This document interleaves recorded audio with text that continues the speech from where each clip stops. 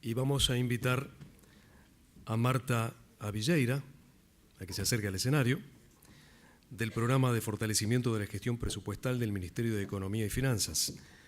Marta va a moderar una ronda de preguntas y exposiciones de un panel que estará integrado por Karina Santo, Gustavo Sirigliano, los invito a que se acerquen al escenario, Alfredo Halm y José Klastornik. Mientras se acercan, les cuento que Karina Santo es ingeniera de sistemas de la UDELAR, socia fundadora y directora de las empresas K2B, Genexus Consulting y GX Vision. Gustavo Sirigliano, ingeniero en sistemas de la UDELAR con más de 20 años de experiencia en el sector de tecnologías de la información, director de Sophis Solutions y docente. Alfredo Halm, socio fundador de Quanam y director de Quanam Brasil y Uruguay, consultor de IT con foco en planificación e integración de sistemas. Fue presidente de la CUTI y director de la Unión de Exportadores del Uruguay. Y José Klastornik, ingeniero civil de la UDELAR y magíster en Ingeniería Civil Estructural del Instituto Technion en Israel, director de AGESIC, Agencia de Gobierno Electrónico y Sociedad de la Información de la Presidencia de la República. Es integrante de diversos órganos de dirección a nivel nacional e internacional en materia de tecnologías de la información, gobierno electrónico y protección de datos. Bienvenida, bienvenidas, bienvenidos. Le paso la palabra, aduéñese, Marta, usted de la misma. Hola. ¿Ahora sí? Ahora le decimos acá. Okay. Micrófono, por favor, habilite el micrófono de mesa. ¿Ahora? Sí, ahora sí. Bueno, primero que nada, el agradecimiento a los que se han prestado a formar parte de esta mesa y segundo a ustedes por acompañarnos. En realidad, no voy a presentar el programa, todos saben lo que es, todos saben a qué nos estamos dedicando y hoy me voy a dar un gusto.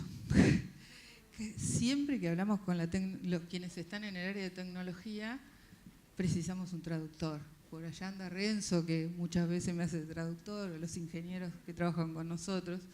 Hoy los vamos a traer al lenguaje nuestro, a ver si logramos comprender, ya que somos mayoría quienes no somos tecnológicos, quienes vamos a hacer las preguntas. Yo tengo básicamente una pregunta inicial para todos ustedes y que tiene que ver con que todos queremos tecnología. ¿Tá? Si yo le pregunto a cada uno de ustedes si yo quiero un programa que me haga esto, yo quiero un programa que me haga lo otro, pero ¿qué necesito como precondición para poder llevar adelante una inclusión tecnológica en la institución y no que la incorporación de un programa sea, en términos no muy técnicos, un parche que puse en la institución? ¿Qué necesito para que eso funcione? Y voy a empezar por el sexo femenino. Eso de primero las damas siempre me mata.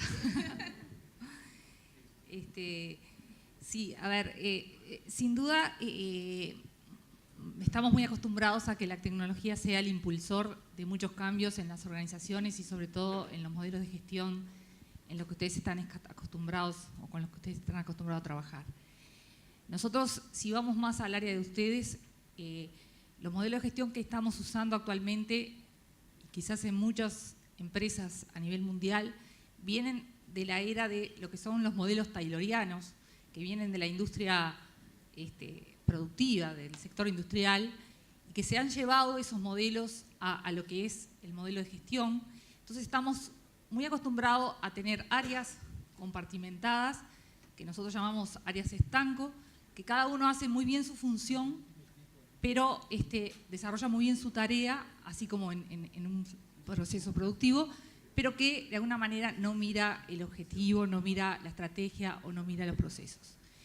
En la década del 2000 surgen algunas tecnologías como son BPM, como ser arquitectura SOA, acá empiezo a hablar en difícil, y como ser el acceso que nos da la plataforma web, que hacen viable algunos otros cambios profundos en ese modelo de gestión que aún hoy está funcionando en muchas organizaciones. Esos cambios, ese cambio va más por el lado de decir, no la tecnología por sí, sino cuál es la estrategia, cuál es el modelo de gestión que soporta esa estrategia y cuáles son los procesos de negocios horizontales que van a hacer sentido a ese modelo de gestión. Entonces, el repensar nuestro modelo de gestión en base a procesos horizontales dentro de la organización, y no solo dentro de la organización, sino transversales a la organización, porque todos los procesos que estamos acostumbrados a ver en el día a día nuestro trascienden a nuestras organizaciones, es un poco el gran desafío que tenemos. Entonces, la introducción de la tecnología sí, pero pensando en la estrategia, en los modelos de gestión y en los procesos que de alguna manera van a soportar esos modelos de gestión y que además van a hacer permisible una cosa, no solamente registrar, que es de una manera algo que ocurre normalmente, sino gestionar y que el software integre lo que son los procesos y las normativas y las reglas de negocio y dejar a los usuarios que colaboren con esos procesos. Y así transformamos de alguna manera a las organizaciones en organizaciones de organizaciones taylorianas a organizaciones colaborativas, focalizándose mucho más en los resultados. Ese es un poquito el enfoque de la tecnología orientada hacia la gestión. ¿Alfredo? Bueno, antes que nada, gracias por la invitación y gracias a todos ustedes por estar aquí. Yo diría que para asegurar que o mejor dicho, para tratar de asegurar, nunca es una certeza, el éxito de la implantación de una tecnología en una organización es fundamental que haya un acompañamiento, en primer lugar, la gestión del cambio organizacional, o sea, toda la planificación y seguimiento, capacitación respecto a los cambios que va a introducir el nuevo sistema para que no haya grandes impactos y resistencias al cambio.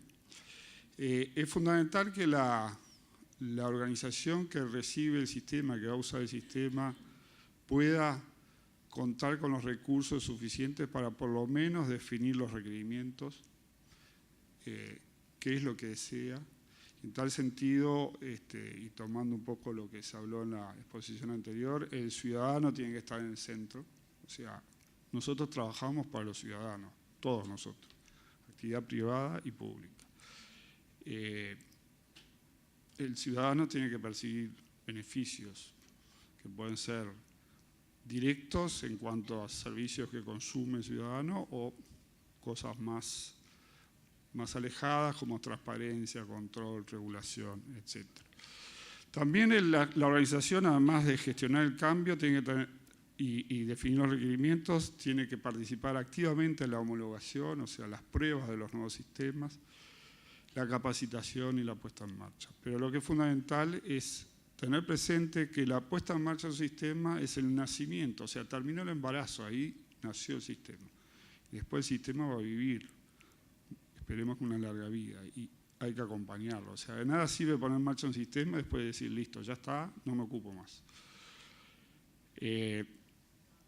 Y después, desde el punto de vista de acompañamiento tecnológico, que no lo mencioné hasta ahora, hay varios enfoques posibles y la práctica lo demuestra ampliamente, o sea, de tener todo in-house, o sea, hacer toda la parte de tecnología informática en la propia organización, de tercerizar parcialmente, tercerizar totalmente, implica distintos niveles de madurez y relacionamiento distinto. Pero lo fundamental es los aspectos que, en mi opinión, que yo ya mencioné. Gestión del cambio, definición de requerimientos, homologación, capacitación y acompañamiento en la puesta en marcha. Gustavo. Bueno, primero, gracias por la invitación. A ver, respondiendo un poco a la pregunta que hacían de que todos queremos tecnología, pero que no se transforme en un conjunto de tecnologías que no terminan trabajando colaborativamente, me parece que en primer lugar debería quedar claramente establecida cuál es la estrategia de la organización y esas tecnologías o esas soluciones que se van a incorporar a qué puntos o a qué elementos de la estrategia responden. En segundo lugar, no deberían surgir como iniciativas particulares, sino que deberían estar integradas a la organización. Y para eso, bueno, existen distintas metodologías para hacerlo, pero siempre planteándolo desde el punto de vista del, recién hablaba Rivas del negocio y que no le gustaba la palabra negocio, pero entendiendo negocio como lo que se hace, no como el elemento económico. En tercer lugar, hay un aspecto que es la complejidad tecnológica, es decir, el agregar múltiples tecnologías que no se transforme en un problema para los mismos equipos técnicos dentro de la organización, que de alguna forma exista una consistencia entre las diferentes soluciones. Y por último, me parece que la participación colaborativa de todos los involucrados o todas las partes interesadas en cada una de esas soluciones que se vayan a incorporar desde el inicio del proyecto es un elemento fundamental para que esa solución que se integra realmente sea incorporada y no un elemento más agregado a todo el conjunto de soluciones que existen dentro de la institución. Cacho, nuestro socio en el programa, a través de su agencia, el asesoramiento en materia tecnológica, algunos de los puntos que trataron claramente son para vos. Bueno, hola a todos. Nada, el placer de estar acá, el placer de haberlos acompañado en todos estos 10 años y pico, porque creo que todos tuvimos un cierto periodo de embarazo en lo institucional. Nada, y específicamente en lo que es el programa y tratando de contestar esto. Tengo una respuesta fácil de esas que no necesitan mucha tecnología. Para que sea exitoso el proyecto se consigue una persona que sepa cómo llevarlo adelante y darle todos los recursos que necesite. Esa es la respuesta fácil. Se logra, dame la difícil. El tema es, claro, o sea, cuando digo todos los recursos, desde el apoyo político, económico, digamos, de recursos en sentido amplio. La difícil es cuando uno empieza a conceptualizar qué es lo que va a pedir esa persona, o sea, qué es lo que esa persona tiene que tener en su plan de trabajo. Y yo creo que ahí hay dos visiones que las quiero rescatar ahora porque han estado en el discurso de todos implícitamente desde que comenzó hoy, y es qué es lo que necesita esa organización vista como un ente individual y qué es lo que necesita el Estado entendiendo esa organización como parte de un conjunto.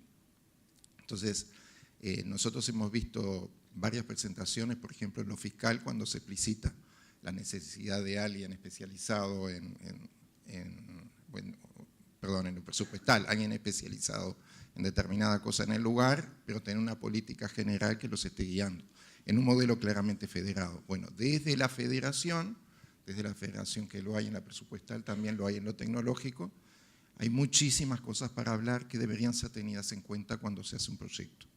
O sea, cómo conceptualizamos ese, en inglés la palabra muy usada es whole of government, o sea, un gobierno integrado, desde el diseño, o sea, cómo conceptualizamos ese proyecto del diseño para que esté integrado. Para que hoy o mañana esa integración, porque quizás en la primera etapa no esté definida, sea natural en una evolución, que es parte de lo que eventualmente tendríamos que ver en un proyecto de sustentabilidad o sostenibilidad en el tiempo. Así que, ¿qué es lo que pediría? Bueno, desde lo global, todos los temas, ¿cuál es la visión global? En la visión global uno empieza a definir temas como interoperabilidad, arquitecturas que integren conceptualmente desde cómo se estructuran los datos hasta cómo son las interfaces de usuario, para que el usuario tenga una experiencia unificada en su relación con el Estado. Pero también pasan de repente por lo económico, lo financiero, es decir, bueno, voy a utilizar tal herramienta que me baja todos los costos del Estado, aunque quizás en una institución particular sea más costoso poner esa herramienta. Así que esa es parte muy simplificada de las cosas que uno tiene que ver desde lo transversal. Desde lo específico en la organización, creo que se han dicho aquí y antes cosas que se necesitan. Hay que ser rápido en la respuesta, hay que ser ejecutivo en la acción, hay que tener al usuario en el centro. Estoy tentado hace tiempo de dar un ejemplo, así que lo voy a dar, porque son amigos. ¿Sí? Un ejemplo de centrado en el usuario me pasó en una cola para entrar a un museo. O sea, cuando llegué a hacer la cola, digamos, no había por internet compras, lo lamento. Tuve que hacer la cola y cuando llegué al final había un cartel que decía se cierra de 12 a 1 y lo cerraron en el momento en que claramente en ese lugar, digamos, la conceptualización del horario de comida se había hecho, las filas para hacerlo se hizo en función del horario de comida, te daban el horario para comer, no pensaban en bajar de 5 a 4 las cajas de donde se pedía el ticket y hacer turnos para comer. No pensaron en el usuario, diseñaron los procesos en función del estómago, literalmente. Entonces, cuando uno dice diseñemos en función del usuario, no es informático el tema, es un tema de cabeza, y yo creo que ese cambio es el primero y más básico de todo. Todo lo demás se va atando con eso y existen un montón de metodologías para hacerlo posible, que no las vamos a hablar ahora. Otra pregunta o otro punto de preocupación en la incorporación de las tecnologías en las instituciones, sobre todo en áreas tan duras como son la parte financiera, el presupuestal y demás que tenemos, donde los procesos son largos y los procesos de transformación son difíciles. Para nosotros se nos presenta, para aquellos que hemos vivido varios ayornamientos tecnológicos,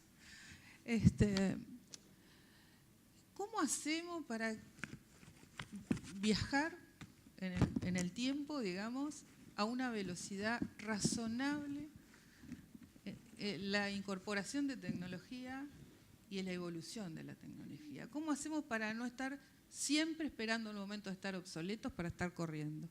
Los que tenemos varios años vimos obsoleto el teleproceso, obsoleto el CIB1 y obsoleto muchos sistemas que tenemos.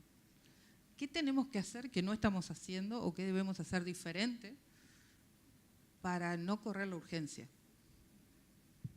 Sí.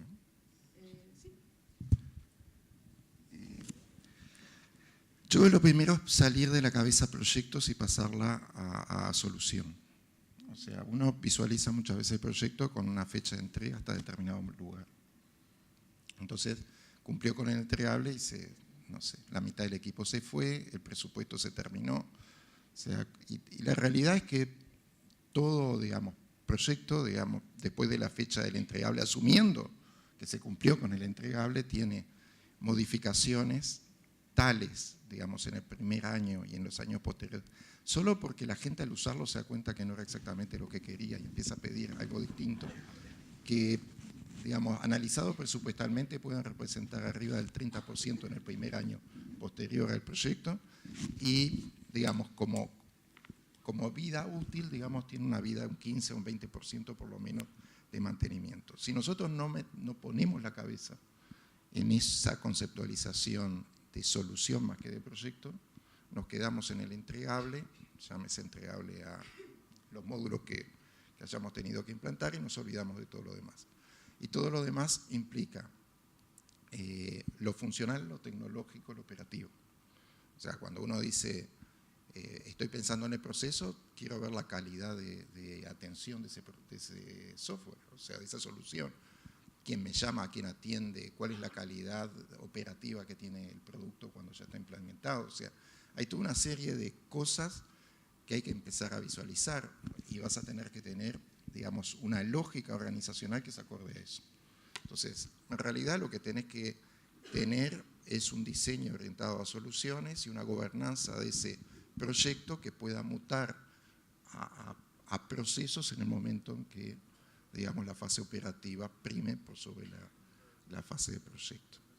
Y de vuelta, eso está visualizado como un proyecto individual en un lugar. En el caso del programa, la gobernanza es más compleja porque uno tiene que visualizar eventualmente, si uno tiene determinado sistema, que hay varios en el Estado, cómo genera una gobernanza de conjunto para que la funcionalidad sea única, para que el Estado gaste una sola vez en eso, y tiene que dejar institucionalizada la gobernanza de lo que son los clientes que van a definir la funcionalidad de ese producto de aquí en más. Así que bueno, hay que pensar en la solución, más que en el proyecto y estructurarse para eso. Gustavo.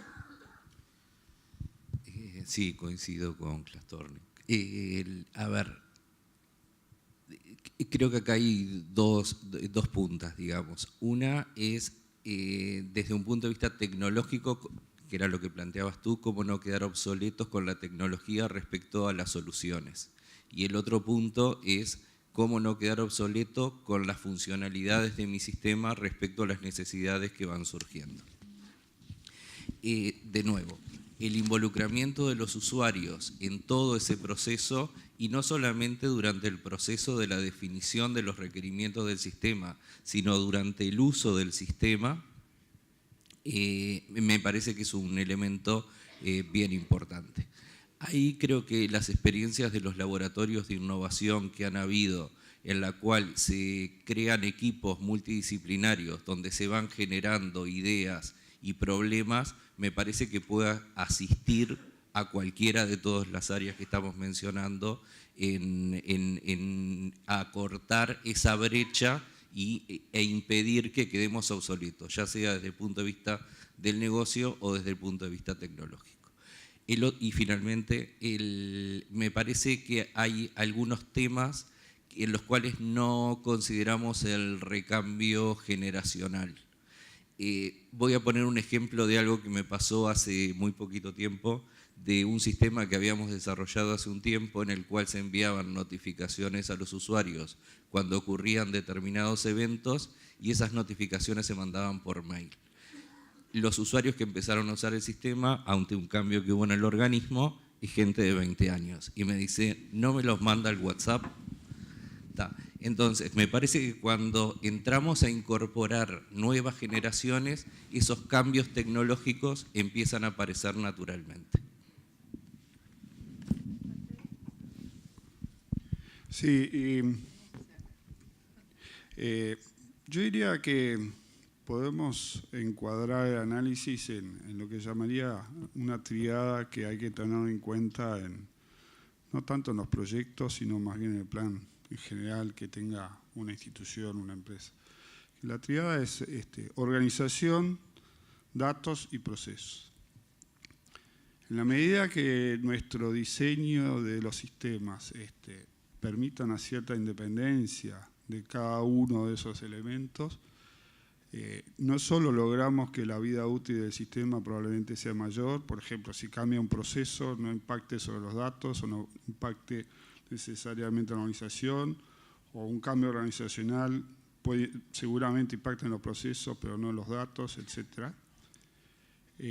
Como decía, tenemos probablemente una vida útil mayor del sistema, pero quizá el beneficio mayor es justamente la capacidad de evoluir de esa solución al tener esa arquitectura usando BPM,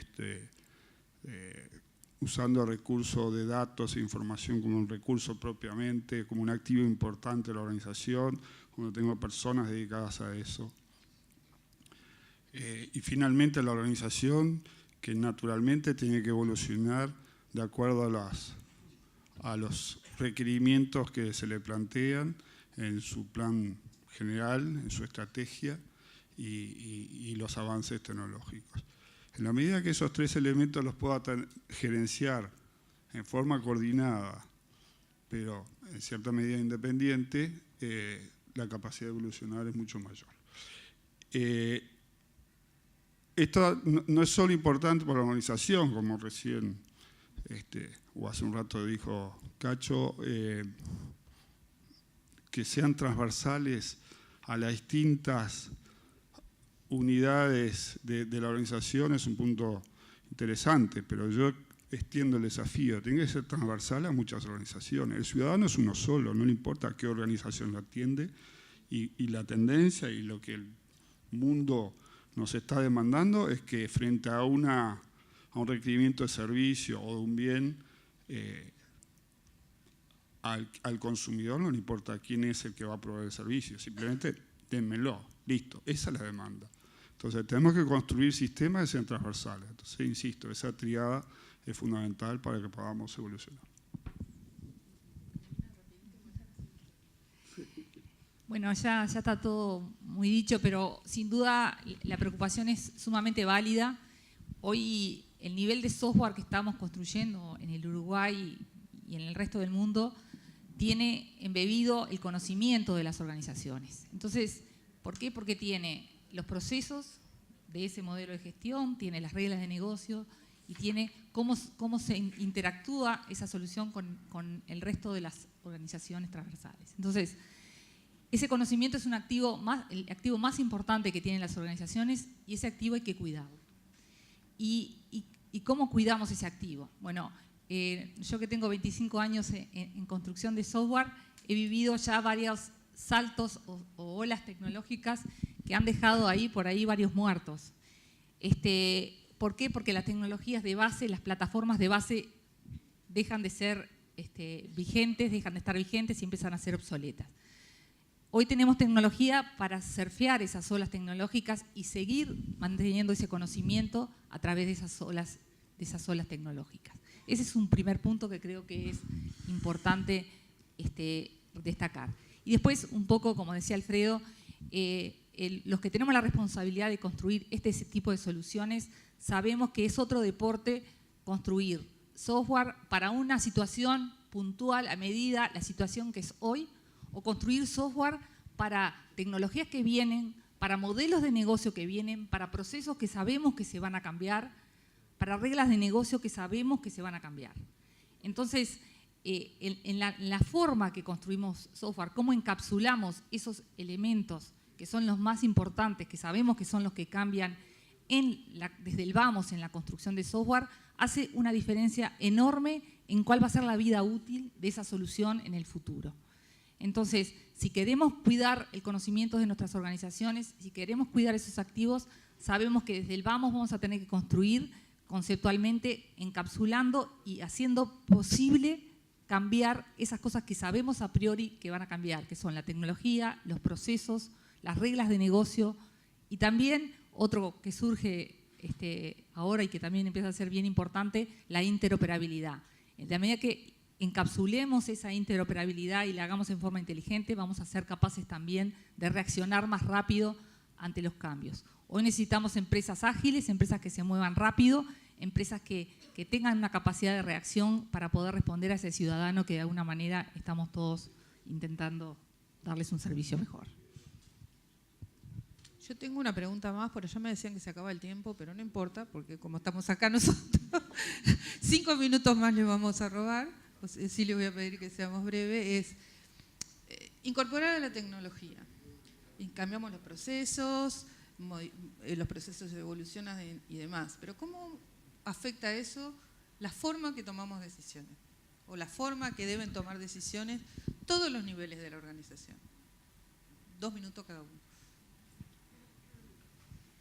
Bueno, sin duda cuando crecemos en el nivel de madurez de los sistemas y de las organizaciones y de los modelos de gestión, también cambian las preguntas que nos podemos hacer. Cuando nosotros tenemos solo datos o tenemos sistemas de registración, nos preguntamos más sobre los datos.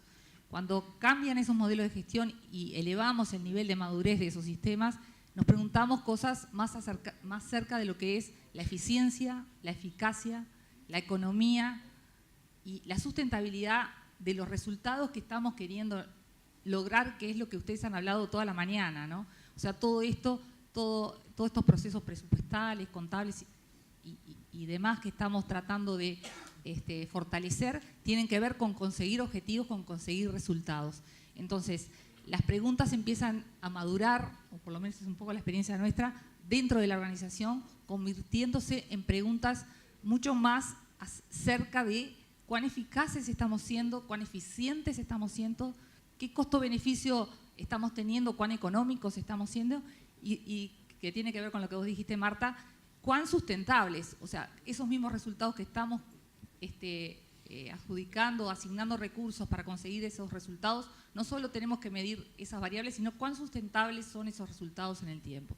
Entonces, esos indicadores empiezan a cambiar y creo que una de las cosas que tenemos que también cambiar es plantearnos esas preguntas desde el vamos antes de la construcción de los modelos de negocio, porque afectan sustantivamente la forma de construirlo y los procesos para conseguirlos. Entonces, esas preguntas nos las tenemos que plantear desde el vamos. Bueno, yo diría que la diferencia cuando vamos evolucionando con nuevas herramientas informáticas, sistemas de gestión en particular, es que en lugar de tomar decisiones poco por intuición o porque siempre se hizo así, tomo decisiones fundamentadas, basadas en la información.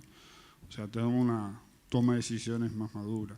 Ahora, yo creo que lo esencial es poder evolucionar en la dedicación del tiempo de las personas que están en la organización, de ser constructores de datos o recopiladores de información a ser analistas de información. Y eso es un cambio esencial y fundamental. La construcción de presupuestos, de estados de cuenta, gracias, etcétera, debería ser algo que lleve poco tiempo y lo que importa es que pueda analizar esos estados, esa información. Alfredo es contador también. Alfredo también es contador. Sí, sin duda. Yo creo que todos nos enriquecemos si tenemos más tiempo para decir, bueno, ¿qué pasa si la inflación es tanto? ¿Qué pasa si el desempleo baja, si sube, etcétera? Y esas son las interrogantes. Y a eso nos tenemos que dedicar, ¿no? A recopilar, a construir información. Para eso están los sistemas de información.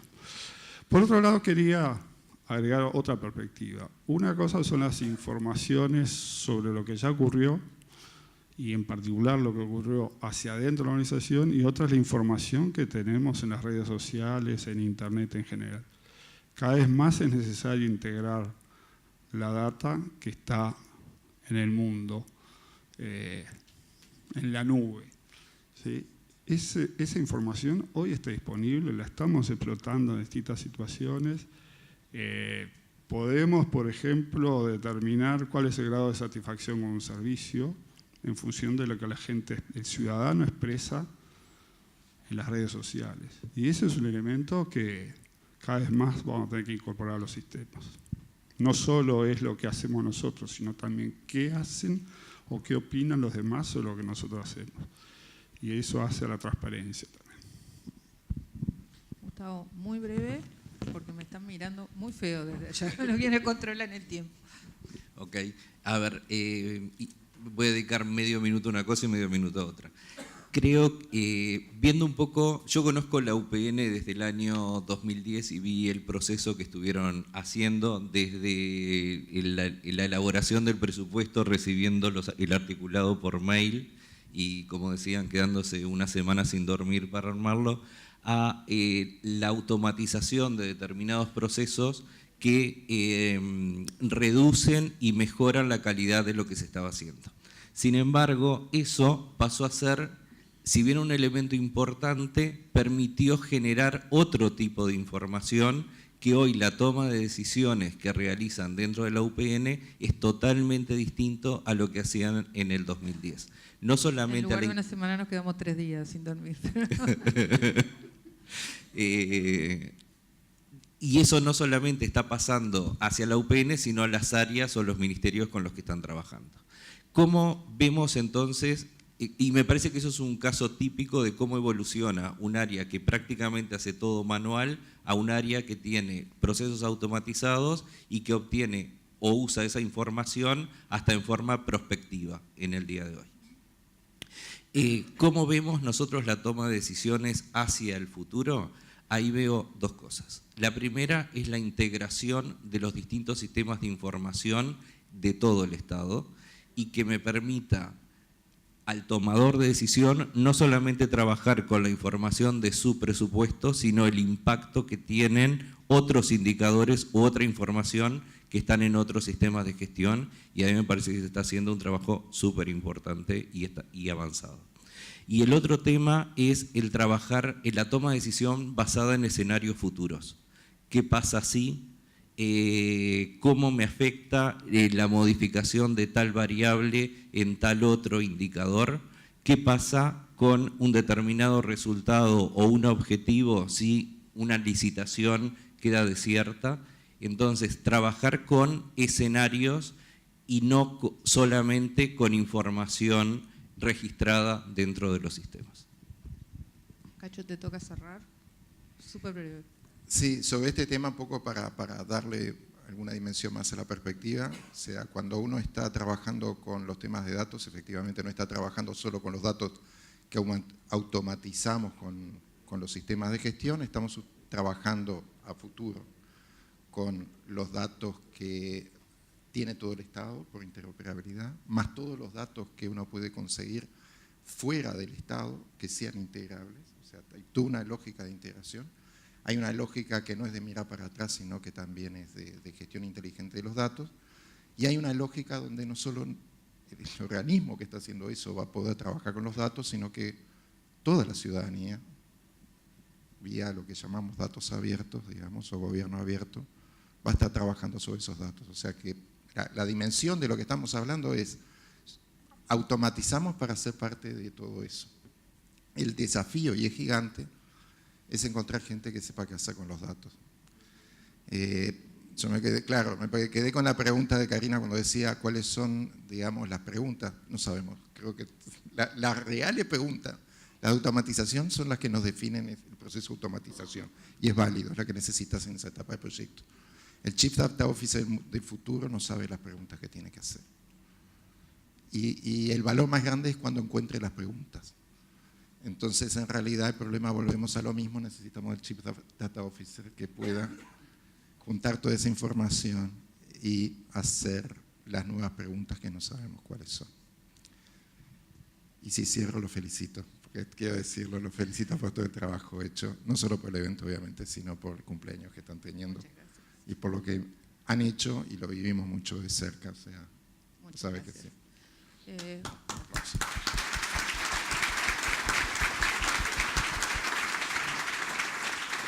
Solo agradecerle a ustedes la diferencia de brindar su tiempo para hablar en otro idioma. Y disculparme con una pregunta que vino, pero si la hago, me matan la gente que está llevando el timing, por lo cual le pido a la persona que la hizo, que no sé quién es, tiene que ver específicamente con la estrategia del programa, que si se me acerca con mucho gusto se la contesto. Y ahora sí, todo tuyo. Marta, panelistas, muchas gracias.